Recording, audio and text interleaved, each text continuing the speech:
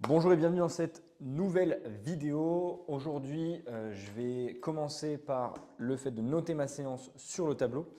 J'ai décidé de changer la séance. Ouais, dans la première vidéo, je disais je vais au moins faire le dial chair squat sur au moins 3 mois, etc. pour voir ce que ça donne. Ça m'a bousillé les bras la semaine dernière. Donc j'ai pas envie de travailler là-dessus au vu de comment ça impacte comment dire, mon humeur, on va dire. Je ne suis pas le plus sensible à la colère, le plus insensible plutôt à la colère. Donc, au lieu de m'énerver sur ça et que ça me détruise les bras et que ça impacte du coup mon travail des bras par la suite, je vais le changer par autre chose. Je vais même inclure deux nouveaux mouvements là-dessus. Donc, comme je le disais, de toute façon, l'objectif c'est de trouver un peu la routine qui me convient. J'ai déjà aussi peaufiné mes autres séances à la salle et je pense avoir trouvé un bon compromis qui permettra en tout cas d'évoluer sur au moins quelques mois, je l'espère, puisque c'est du renouvellement constant pour que je puisse garder cette envie de m'entraîner et surtout que les charges et le physique conviennent. Parce que l'objectif, pour vous situer un petit peu, c'est d'essayer d'avoir un peu le côté athlète, entre guillemets, hybride. Donc de pouvoir être capable de tout faire, faire des tractions, marcher sur les mains, faire des dips, courir. D'ailleurs, je vais me remettre à la course à pied bientôt, donc j'espère pouvoir vous partager ça aussi, quelques petites choses. Il faut juste que j'achète des petites chaussures. Euh, et puis voilà. Donc pour aujourd'hui, on aura dans un premier temps de la leg press unilatérale. Je fais déjà de l'unilatéral. Ah oui, d'ailleurs, donc je vais le faire différent. Je fais déjà de l'unilatéral en fait à la salle, donc je vais pas faire de la l'unilatérale du coup, mais je vais le faire en mode canon press, cannonball pardon. Donc c'est-à-dire que je vais travailler avec l'avant du pied, le talon dans le vide, pour augmenter le focus sur l'avant de la cuisse. Donc pareil, je vais tester en fonction des ressentis et de l'adapter, puisque j'ai une grosse proportion à prendre dans le boulard. Et donc l'objectif, c'est d'éviter ça au maximum et trouver le bon compromis avec ça. Donc à une jambe ou à deux, je pense que je vais l'essayer à deux aujourd'hui pour éviter de perdre trop de temps et justement voir ce que ça donne. Et comme je le disais, j'aime bien pouvoir mixer le fait d'avoir un travail en bilatéral, donc les deux jambes en même temps, et un travail unilatéral. Ce que j'ai du coup le vendredi sur la séance jambes. Donc pour l'aujourd'hui, je vais le mettre en cannonball. Je crois que c'est cannonball, cannon press, bref. Et c'est catastrophique sur les noms quand même. Mais le plus important, c'est que moi, je le retienne. Hop.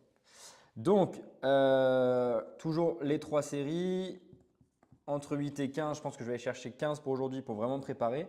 Et ça, je vais le coupler avec ce qu'on appelle du D-ball. Donc finalement, c'est un travail sur l'extension de hanche, ce que je n'ai pas non plus dans mes séances, si je ne me trompe pas. Et c'est ce que j'aime bien faire. Je trouve ça plutôt fonctionnel, si on veut, de faire ça. Pour l'autograndissement, la notion de vitesse, le travail des hanches, le travail d'extension finalement du corps complet. Puis c'est assez fun de pouvoir soulever un gros ballon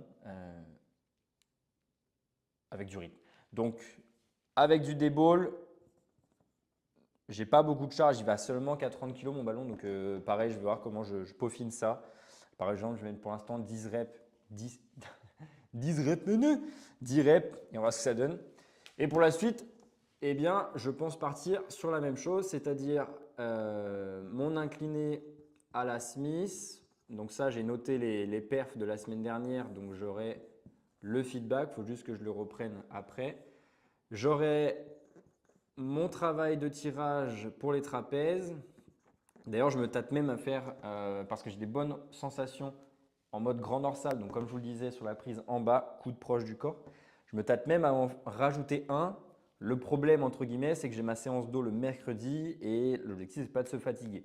Donc si j'arrive à bien garder un jour de repos entre les deux, ça peut peut-être se passer, mais si j'arrive pas, compliqué. Donc je verrai en fonction de comment je me sens à la fin de cette séance, ça me prend trop de temps ou quoi que ce soit. Mais peut-être que je rajouterai un travail de grand dorsal en plus pour avoir un angle horizontal parce qu'en gros, dans mon autre séance, j'ai du travail presque vertical. J'ai un travail complètement vertical et sinon, j'ai pas beaucoup plus. Donc, je me dis un autre travail en plus sur le grand dorsal, ça pourrait être intéressant. Après ça, j'ai des dips et je pense que je vais les charger progressivement finalement. Et qu'est-ce que j'ai d'autre? Dites-moi tout. Ah oui, voilà, merci. le travail des triceps sur le banc en inversé et du coup le curl incliné, il ne faut pas que je note comme ça, qui avait aussi bien fonctionné la semaine dernière. Donc je vais me le remettre 3 fois, 3 fois. Donc je pars sur un volume relativement faible entre guillemets, surtout par rapport au temps que je veux mettre dans mes séances. J'ai que 3 séries et après l'objectif c'est d'aller chercher de l'intensité parce que tu as beau faire 1, 2, 3, 5 séries, si derrière il n'y a pas un minimum d'intensité, eh ben, le volume ne servira presque à rien. Donc on va se bouger les fesses, ça nous fait 1, 2, 3, 4, 5 exercices. C'est pour ça que je pourrais potentiellement en rajouter un autre. Alors 5 exercices, on s'entend. Ici, vous ne voyez pas vraiment, mais j'ai 2 exos en même temps. C'est considéré comme un exercice finalement.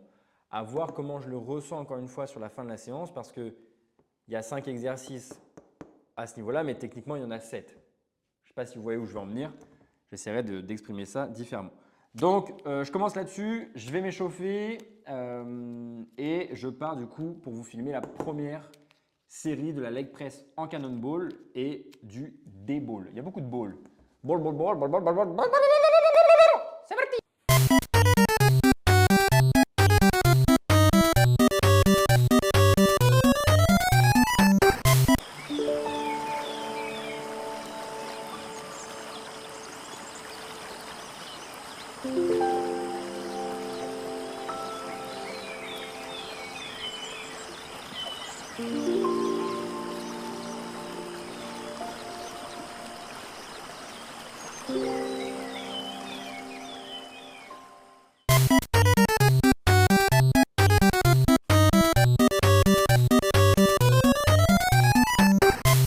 C'est parti du coup pour la première série sur la leg press au cannonball. Peut-être que je vais encore monter la charge sur l'échauffement. Là, surtout, ce qui me gêne, c'est ça. Donc, je suis vraiment un gros fragile. Hein. Non, donc, je vais peut-être amener pour la semaine prochaine des chaussures propres, bien évidemment, pour pouvoir pousser plus facilement, éviter qu'encore une fois, j'ai une gêne autre que sur ce que j'aimerais, donc les quads. Mon micro était mal placé, j'espère que ça va bien marcher. Donc, autre chose que sur les quads. Donc, pour l'instant, 164 pour commencer.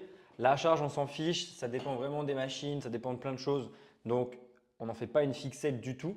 Ce qui intéresse finalement, c'est les ressentis et les charges personnelles. Donc, ne cherchez pas la comparaison. Il n'y a rien d'exceptionnel là-dedans. Ensuite, j'enchaînerai du coup avec le D-ball que je vous montre juste après. En attendant, c'est parti. Entre 8 et 15 reps ici. Vous allez voir ma mobilité légendaire.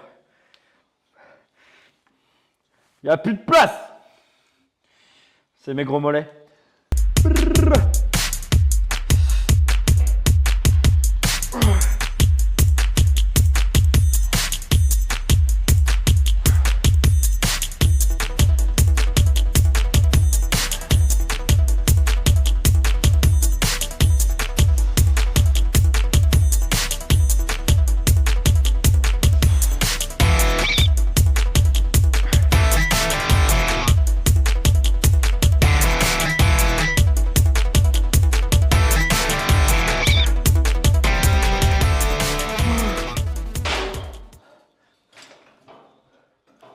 Ok, 15 reps sont passés, comme je disais, vraiment le pied qui me gêne.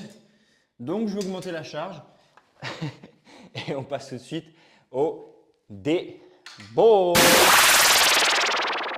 J'espère que vous allez voir ici. J'espère que le micro ne va pas voler. En tout cas, on y va pour 10 reps.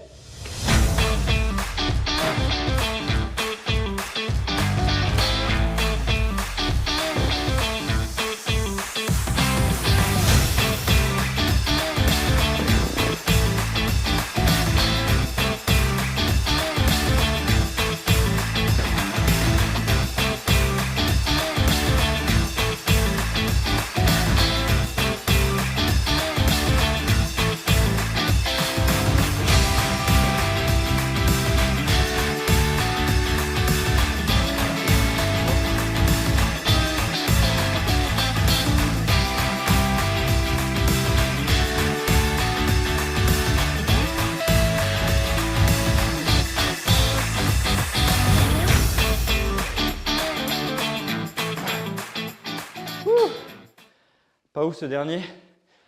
J'aurais pu être grandi au maximum. Vous avez vu ce que je cherche à faire, je ne sais pas si ça s'est bien vu à la caméra. Travail forcément du cœur, hein, vous voyez. Travail forcément de l'extension, du coup de tout le corps. Donc aussi bien au niveau des hanches que aussi du coup au niveau du dos. Parce que souvent on dit, faut pas être dos rond, faut pas être comme ça, etc. Mais on est en capacité de le faire. Je suis autant en capacité d'être là que d'être là. Donc pourquoi j'aurais pas le droit de travailler dans ces angles-là?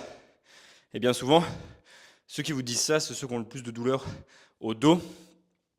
Alors moi, est-ce que c'est dû à ma génétique, ma jeunesse, le sport et tout qui fait la différence? Il y a sûrement plein de choses. Et je dis pas que ceux qui ont mal au dos, c'est forcément qu'ils font pas ça. Je connais des gens qui s'entraînent super bien, ils ont quand même eu plein de douleurs au dos. C'est vraiment multifactoriel. Mais bon, bref. Tout ça pour dire qu'on peut le travailler. Donc, là, je le travaille pour renforcer mon dos, mes hanches, etc. La charge est relativement légère, hein, vous l'avez vu. J'ai pu enchaîner facilement. Je peux me grandir constamment. Et du coup, sur le cannonball, comme je disais, je vais pouvoir augmenter un peu la charge. Sur la fin, j'ai l'impression de ressentir un peu mes quads. Mais c'est vraiment minime pour le moment.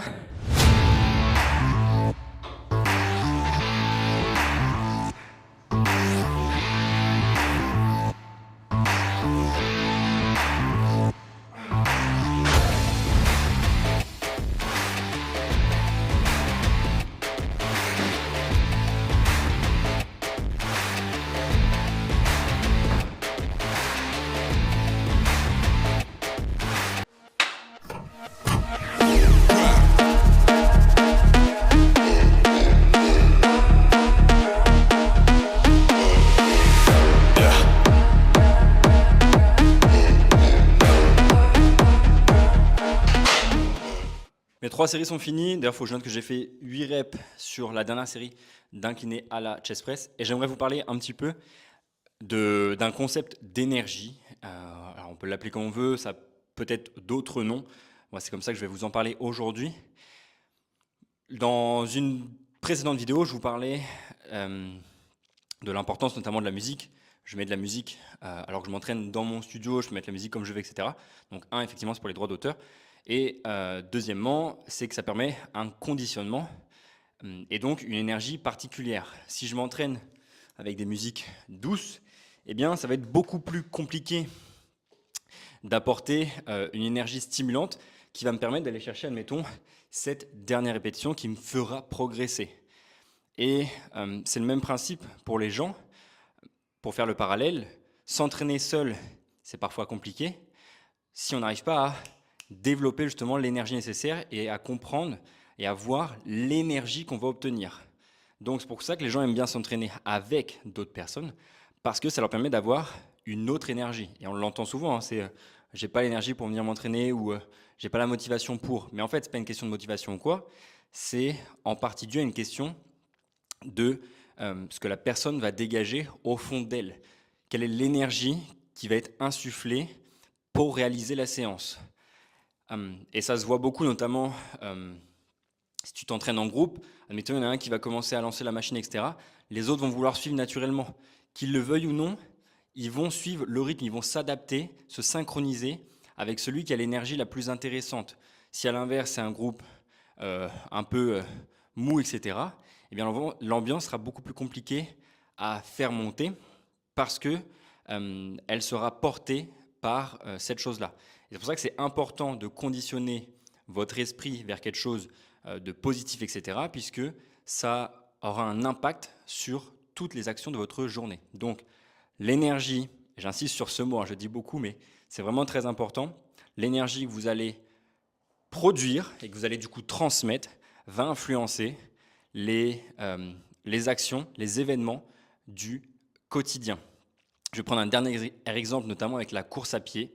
Il suffit que tu mettes une playlist un peu tranquille, voilà, tu cours chill, et d'un coup, il y a une musique avec pas mal de BPM, donc une musique qui commence à mettre du rythme. Naturellement, tu auras envie d'accélérer. Très peu de gens, si ce n'est quasiment impossible, probablement, de ne pas avoir cette envie qui naît de se dire « Ah, j'ai envie d'aller plus vite ».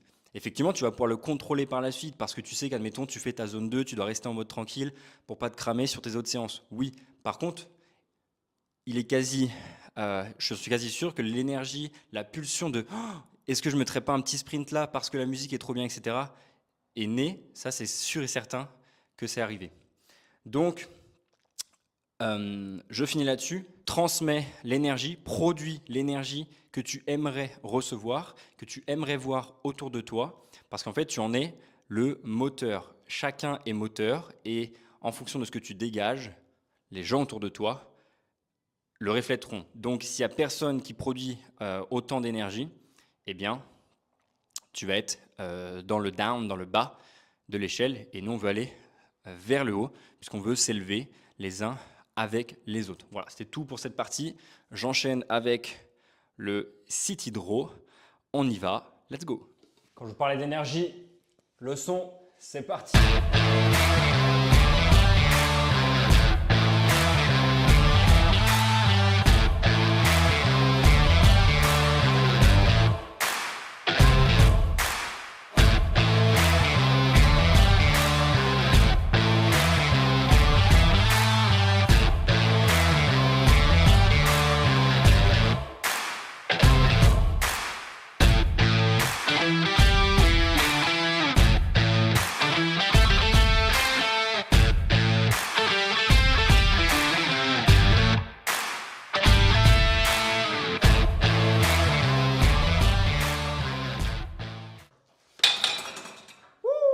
Bon, je vais vous filmer cette partie sur les dips. Tout ça pour vous montrer que finalement, je vais charger parce que j'ai trouvé une solution à mettre au sol. J'ai mis finalement un tapis pour protéger, parce qu'en dessous c'est du carrelage du coup. Donc un tapis pour protéger la charge lorsqu'elle va toucher. Je vous ferai qu'un plan parce que je trouve que pour les dips, c'est pas évident à filmer. C'est un peu le bordel et voir mon cul, ça va 5 minutes. Donc je vous montre juste un plan. Je pense que j'irai chercher 10-15 reps. Voir ce que ça donne à 12 kg lester les dips, plus mon poids de corps, donc il y a 70-72 de poids de corps. Et voilà, c'est parti, première série, on y va.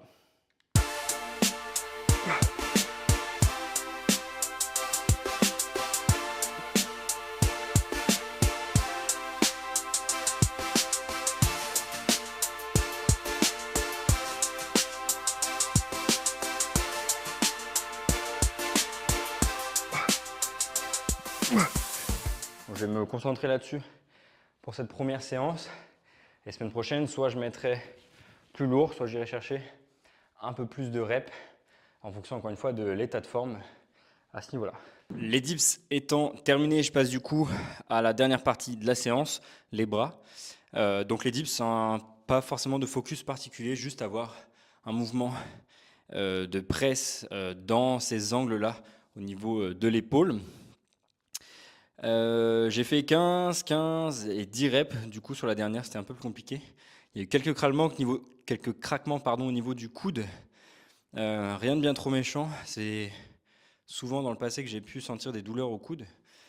Là ça passe plutôt bien, pourtant c'est pas les prises les meilleures quand même sur ma machine, mais ça reste correct. Donc je vais enchaîner là-dessus, j'ai pas augmenté la charge sur le mouvement des triceps. Par contre, je l'ai augmenté sur le curl parce que là, pour le coup, j'étais plutôt facile. Donc, il me reste 3 séries à faire. Et après, je vous débriefe ça et peut-être que j'aurai autre chose à vous dire d'ici là. C'est parti, on y va. Première série.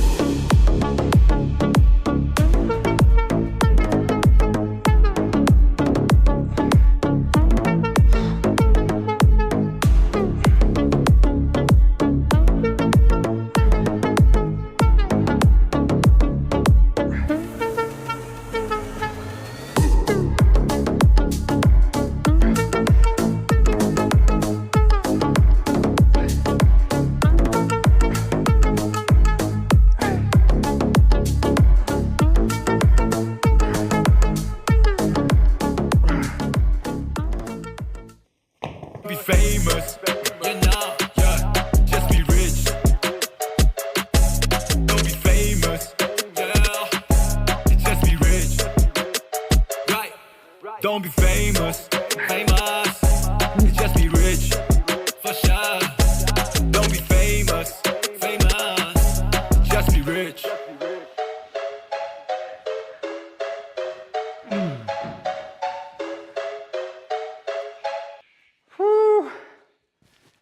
Ok. J'ai fait 21 et 15. Et durant ma série, d'ailleurs, j'ai pensé à ça. L'intérêt, l'importance justement de noter ces charges et de les regarder. Pourquoi? Parce que vous avez un visuel finalement sur ce que vous devez faire en termes de performance et aussi du coup en termes, comment dire ça, sur le fait de ne pas gaspiller finalement trop d'énergie. Et ça se transfère dans tout le quotidien. Plus vous allez noter les choses, en tout cas avoir des marqueurs visuels, plus vous allez pouvoir savoir où vous allez. Là par exemple, je suis parti sur ma série sans savoir combien de reps je devais faire sur les triceps. Sur les biceps, c'était pas très compliqué parce que la semaine dernière, j'étais large. Donc, ici, c'était un peu finalement mon point de repère.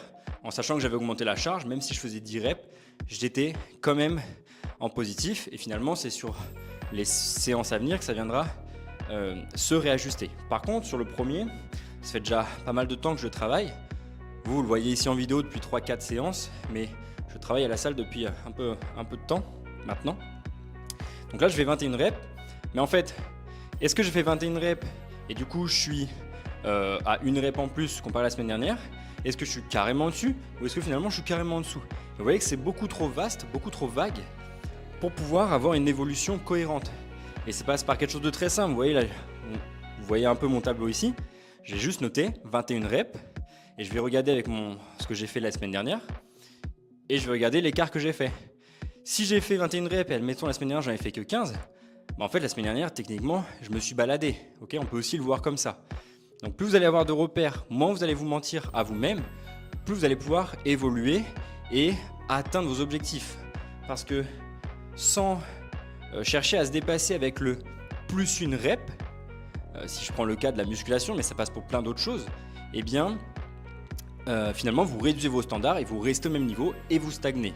Et encore une fois, j'insiste, en tout cas, c'est mon point de vue. J'estime valoir plus, donc ma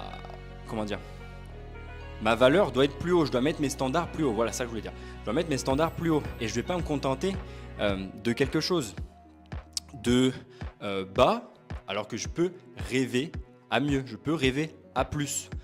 C'est le même principe pour mon état de forme, mon poids de corps. J'estime que mon physique est correct, mais qu'est-ce qui m'empêche d'aller chercher des détails supplémentaires, des optimisations, des visuels un peu plus intéressants? Je ne vais pas changer mon physique du jour au lendemain, ça c'est sûr et certain, ça fait déjà quelques années que je m'entraîne. L'investissement que j'y mets est relativement peu comparativement à ce que j'ai pu faire dans le passé. Et ce qui m'intéresse, c'est d'être sur le long terme. Par contre, pourquoi je me dirais, ok, je vais rester sur ce physique-là, il est très bien, il est correct, ça me convient. Non, si je peux aller chercher un peu plus, pourquoi pas prendre un peu plus? Je prends souvent l'exemple du salaire. Si je te donne 1200 ou 1250, on est d'accord, tu vas forcément préférer 1250. Surtout si l'effort à fournir en plus est relativement faible, voire inexistant. Donc, on veut toujours aller plus haut, s'élever. Et je pense que c'est un des principes de l'être humain de vouloir inspirer, de vouloir aspirer à vouloir mieux. Donc, obtiens le mieux, veux obtenir le mieux pour toi parce que tu le vaux. Là, vous voyez par exemple, sur la première série, j'ai fait 21 reps. Quand je regardais sur mon note, du coup, eh bien, j'avais 21 reps finalement à faire aujourd'hui sur cette série. Donc, par chance, j'ai été chercher la rep en plus. Mais en fait, la chance et ces trucs-là, c'est trop aléatoire. On ne peut pas toujours compter sur la chance. Il va falloir mettre des choses en place, des choses structurées et stables pour avoir des repères cohérents, éviter de toujours vouloir obtenir la chance. D'accord? Donc, je ne vais pas en dire plus. Je suis KO. Il me reste une série à faire au niveau des bras. J'enchaîne et je vous débriefe rapidement sur cette nouvelle séance.